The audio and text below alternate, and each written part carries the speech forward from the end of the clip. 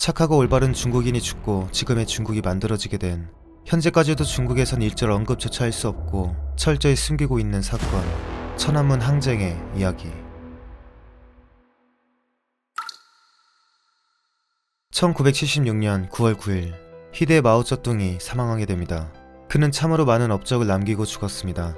1949년 오늘날의 중국인 공산당의 중화인민공화국이 출범하고 주석 자리에 오른 마오쩌둥이었는데, 지속된 전쟁과 삽질로 인해 중국의 경제는 개판 난리였습니다. 그리하여 쩌둥이에게 주어진 과제는 경제 성장이었죠. 그래서 시작한 역사상 최악의 막장 정책, 대약진 운동. 사람의 머리에서 나올 수 있나 싶은 미친 듯한 아이디어로 4천만 명의 인민들이 굶어 죽고 중국의 경제를 유례없이 퇴보시킨 대단한 경제 정책이었습니다. 그래도 여전히 싱글벙글했던 쩌둥.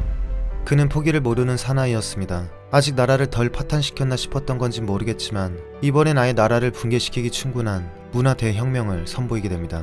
효과는 놀라웠습니다. 수많은 전쟁에서도 지켜낸 4천년 역사의 찬란한 중화 문명을 지들 스스로 파괴한 것입니다.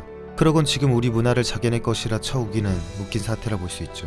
여하튼 씻지도 않고 더러운 사생활을 일삼던 마오쩌둥이는 그렇게 생을 떠났습니다. 그 다음 정권을 잡은 화거펑, 그리고 곧 그 화거펑을 걷어차버리고 실질적 권력을 차지할 인물 덩샤오핑. 덩샤오핑은 마오쩌둥에게 팽당했던 인물로 그가 죽자 다시 정계에 복귀할 수 있었죠. 덩샤오핑은 마오쩌둥과 달랐습니다. 그는 이런 식으로 말했죠. 앞으로 과감한 개혁을 이뤄낼 것이다. 먼저 개판된 농촌을 해결하고 기업가와 농민의 이윤을 보장하는 등 하여튼 경제 성장을 이뤄낼 것이다. 이처럼 덩샤오핑은 화끈한 개혁 정책과 함께 개방 정책을 통해 여러 도시가 개발되기 시작했습니다. 물론 성과는 기가 막혔습니다. 1988년까지 평균 10%에 달하는 경제 성장률을 보이며 갈기갈기 찢어져 있던 중국의 경제가 엄청난 속도로 발전하고 있었죠. 하지만 경제는 성장했지만 다른 문제가 생기기 시작했습니다. 바로 윗대가리들의 부정부패가 날이 갈수록 심해지며 빈부격차가 발생하기 시작한 것. 또한 물가 안정을 위해 가격 개혁을 시행하려 했지만 이는 실패로 돌아가게 되고 물가 상승이 걷잡을 수 없이 올라갔습니다. 그리고 이때다 싶어서 등장하는 공산당의 보수파. 이럴 줄 알았다. 개혁파들은 자본주의의 개다. 당시 공산당엔 개혁파와 보수파로 나뉘어 있었습니다. 마침 개혁 개방을 꺼리던 보수파는 개혁파를 공격하며 개혁파의 영향력을 줄이고자 했습니다. 한편 이런 상황 속에서 날이 지날수록 깨어있는 지식인들은 외쳤습니다. 정치 개혁을 시행하라. 사실 원래 공산당은 경제 개혁과 함께 정치 개혁을 시행할 예정이었습니다. 그런데 가격 개혁이 실패하고 보수파의 방해로 개혁들이 멈춰버린 것입니다. 독재로 인한 문화 대혁명이 가져다준 재난을 잊을 수 없었으며 공산당에 박혀있는 부정부패의 뿌리를 뽑길 바랬습니다. 미리 개발 지역에 대한 정보를 알고 있던 부패한 관료들과 친인척들은 투기로 막대한 돈을 벌기 시작했고 그로 인해 빈부격차가 심해졌으니 특히 집안이 좋지 않았던 학생들은 등록금을 내기 어려웠는데 이러한 부패가 만연하니 학생들은 정의를 요구하기 시작했죠. 그리하여 중국엔 학생운동이 펼쳐졌고 지식인들은 사상 해방과 정치 개혁을 주장하며 시위가 벌어지게 됩니다.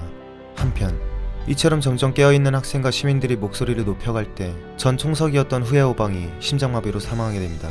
후야오방은 청렴한 인물로 개방 개혁 정책을 지지하며 더 나아가 부패를 때려잡기 위해 노력한 정치인이었습니다.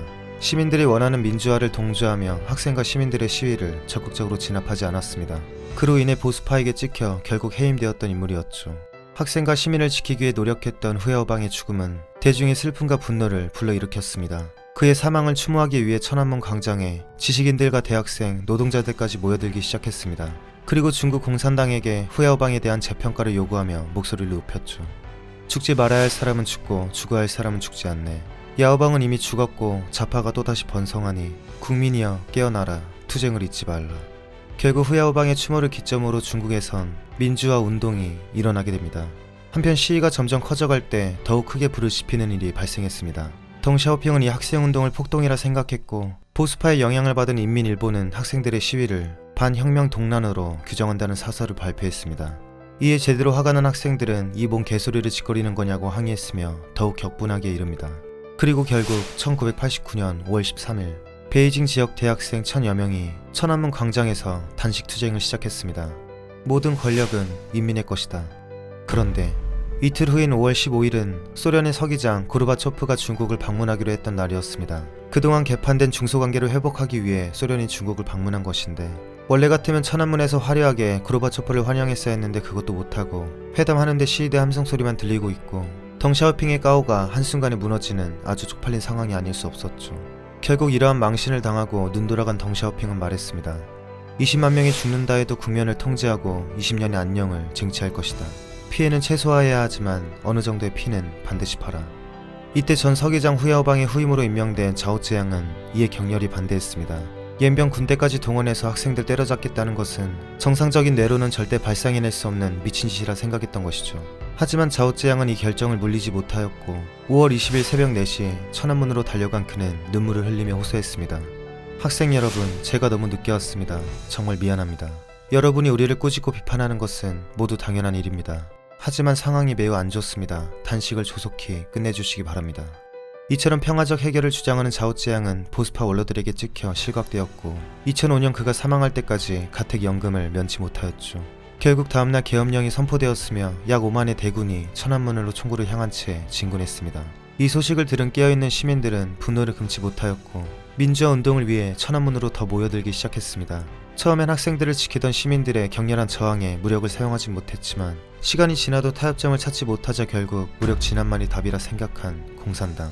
1989년 6월 4일 새벽 총성이 울리기 시작했습니다. 인민을 해방시키겠다는 군대가 인민에게 총부리를 겨누기 시작했다. 시민들을 향한 무자비한 발포가 이어졌고 심지어 멈출 줄 알았던 탱크는 그대로 시위대를 밟고 지나갔습니다.